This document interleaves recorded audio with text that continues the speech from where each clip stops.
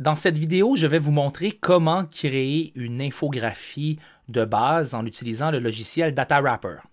Les données que nous allons utiliser pour ce faire sont mes données issues de l'application Strava. Strava qui est cette application mobile qui vous permet d'enregistrer vos activités physiques.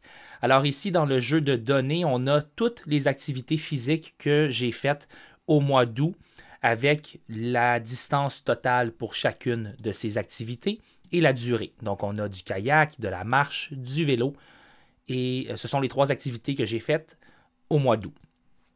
Donc ça, c'est notre tableau, notre jeu de données de base qu'on va visualiser. J'ai créé également un tableau croisé dynamique que j'ai populé avec les activités pour ce qui est de mes lignes et j'ai mis deux colonnes qui sont nos valeurs, la somme des distances et la somme des durées. Donc, la distance totale que j'ai parcourue en kayak au mois d'août est d'environ 41 km, ce qui m'a pris près de 13 heures. J'ai fait du kayak camping, donc ça explique le pourquoi. J'ai à la marche fait environ 24 km, ce qui a pris environ 5 heures. Et à vélo, j'ai fait 63 km, ce qui a pris 3h40.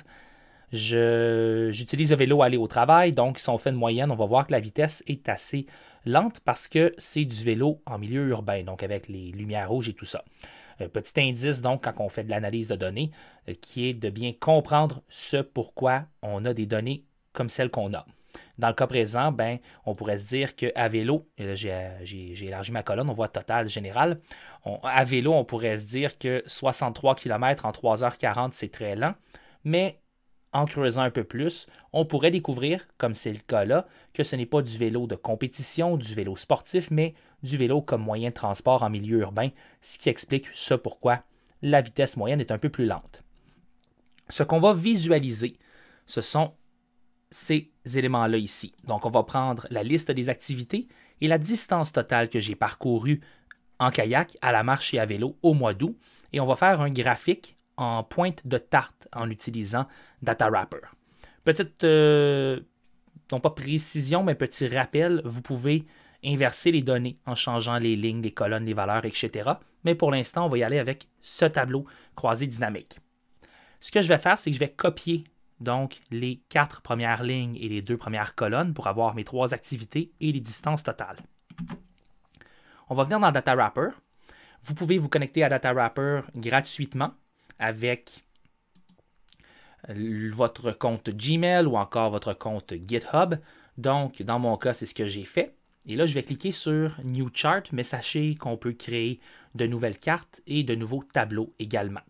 Et si vous venez dans mes menus ici, vous allez avoir toutes les infographies que j'ai créées dernièrement. En venant ici, vous pouvez aller changer la langue de l'anglais vers l'allemand ou de l'allemand vers l'anglais. Ce sont les deux langues offertes par DataWrapper, qui est un logiciel qui a été développé, si ma mémoire me sert bien, par notamment des journalistes allemands. Donc, il est très puissant comme outil pour le journalisme, puisqu'il y a des journalistes qui sont engagés dans le processus de développement de cet outil.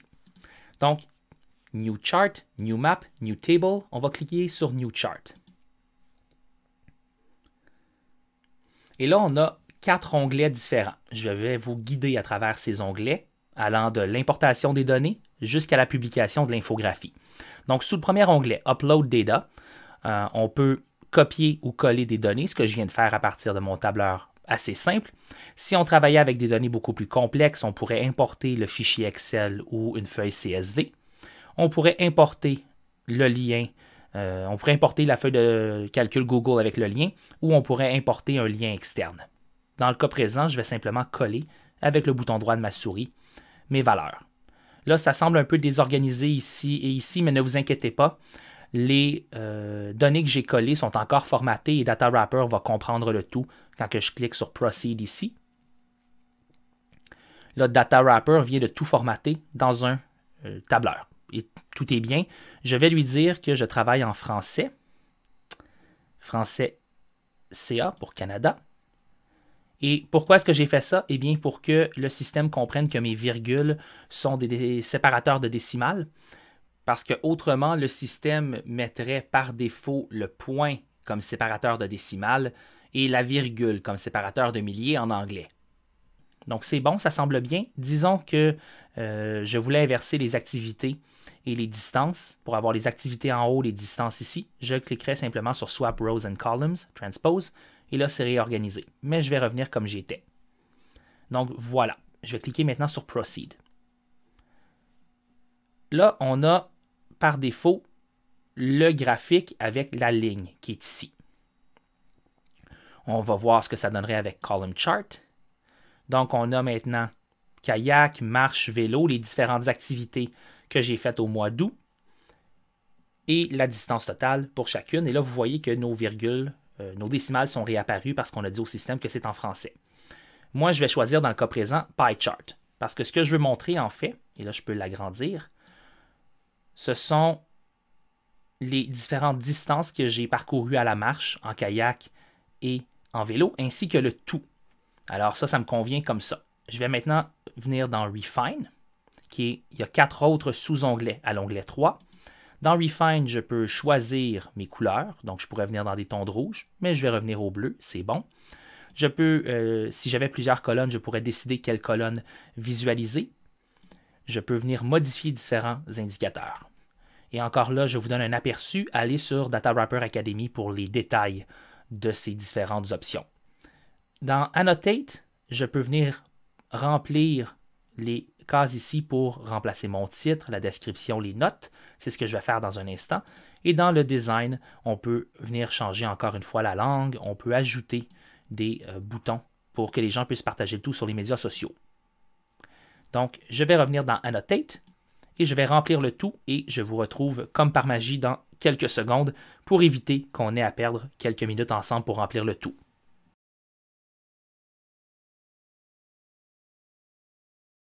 Alors voilà qui est maintenant fait. J'ai rempli les différentes boîtes ici pour modifier les différents éléments textuels de mon infographie. Alors, Title est ici, Activité de Jean-Sébastien Marié en août 2020.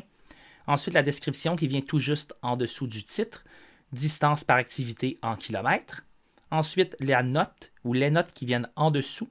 J'ai écrit distance totale 125 km. J'ai mis dans la source des données Strava, le lien vers mon profil Strava et mon byline, donc le crédit de l'auteur qui est moi dans le cas présent. Ça ici, Data Source et Link to Data Source, donc la source des données et le lien vers la source des données, ce sont deux boîtes très importantes. On en a parlé déjà, mais en journalisme et d'autant plus en journalisme de données, il est important d'être transparent quant à nos sources d'information. Évidemment, on ne révélera pas une source confidentielle, mais quand on travaille avec des données qui sont d'autant plus disponibles publiquement, il est éthique, il est transparent de transmettre ces données avec le public.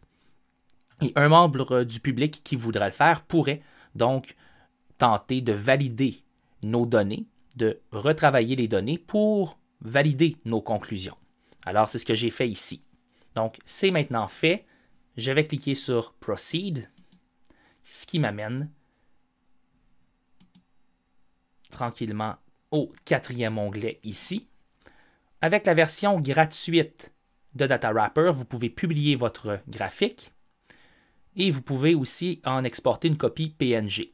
Avec la version payante, il y a différents autres formats, notamment PDF, je crois, qui s'ajoutent. Et vous pouvez également personnaliser vos infographies en ajoutant un logo et d'autres indications du genre. Ceci dit, l'application Data Wrapper coûte assez cher quand on utilise la version payante, mais la version gratuite est quand même très puissante pour nos besoins actuels. Alors, amusez-vous avec Data Wrapper et tentez d'émuler ce que j'ai fait ici en recréant ce graphique, cette infographie en pointe de tarte en utilisant le jeu de données que j'ai mis à votre disposition.